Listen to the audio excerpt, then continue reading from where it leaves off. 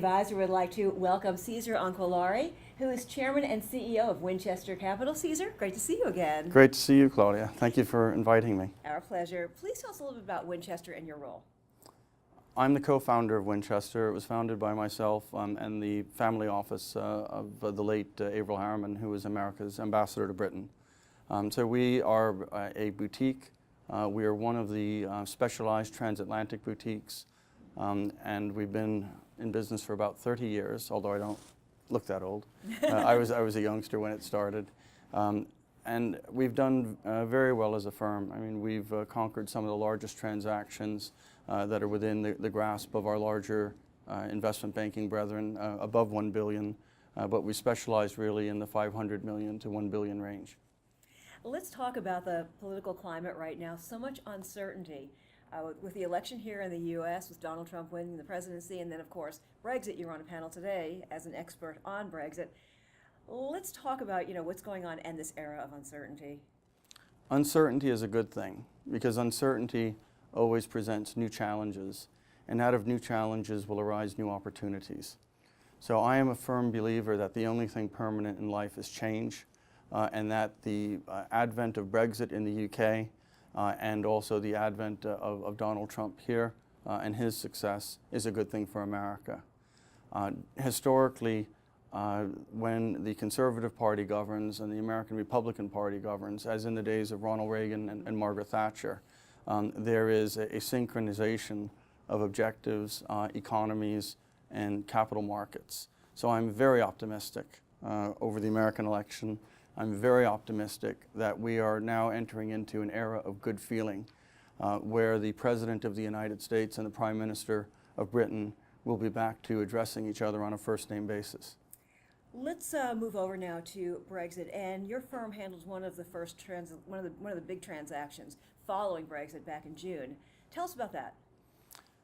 I'm very proud of my firm and of my team. The transaction was Morrison's, the UK's largest energy infrastructure group, 4,000 employees, and one of Britain's most successful companies in its niche. I think what happened was the earthquake of Brexit set a tremor off, and like many firms, there was a shadow of doubt as to whether or not ours and other transactions would be completed. The most important thing during challenging times is to maintain faith in yourself and your company. My team performed extremely well, and you probably know that shortly after Brexit was announced, ours wasn't the only one that went ahead and completed.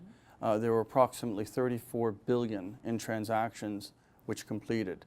Brexit did not prevent, for example, Japan's SoftBank from acquiring ARM holdings in the UK for over 24 billion. It did not prevent the Wrexham transaction, which was another 9 billion that was acquired by Ball of the United States. So my feeling about Brexit is that it demonstrates a resiliency which is unique to Britain and America. We are two countries that will always be united militarily, but also economically, who've invested in each other. I mean, by way of example, in 2015, there was about 50 billion that moved from the US into Britain on acquisitions. And even though Britain is a smaller country by population and by GDP, almost the exact same amount in reverse, about 51 billion. It's really the testimony to the faithful marriage that exists between the two countries. Ceasar, what do you see down the pike post-Brexit?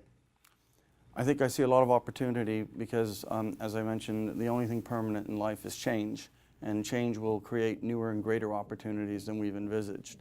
There are also ingredients that favor an increased amount of investment. For example, there's approximately 3 trillion in dry powder existing in corporations and private equity firms that needs to be invested. Many of these firms accept money transatlantically. So that will be a stimulus to additional activity. I also feel that there's been a lot pent up because people have not done deals because of Brexit, because of the presidential elections in the US. And with the stability that will come after these events in 2017, I think we'll have the wind in our sails. and we'll have a great year. Ceasar, where do you see the greatest opportunities for investors, both in the UK, investing globally, and vice versa? I think the greatest opportunities right now are currency driven. So with the pound at 124, there are many American companies which wanted to consider a UK acquisition but couldn't, so it's much more affordable. The UK is also the greatest aircraft carrier from which an American company can conquer Europe because the laws are extremely similar and capital markets are very friendly. So I think that mid-sized companies who previously may not have been able to consider an acquisition will now find it more possible. And I also believe that there'll be more financing available within UK capital markets to achieve that. So it sounds like the forecast, as you see it for 2017, is pretty good for M&A activity.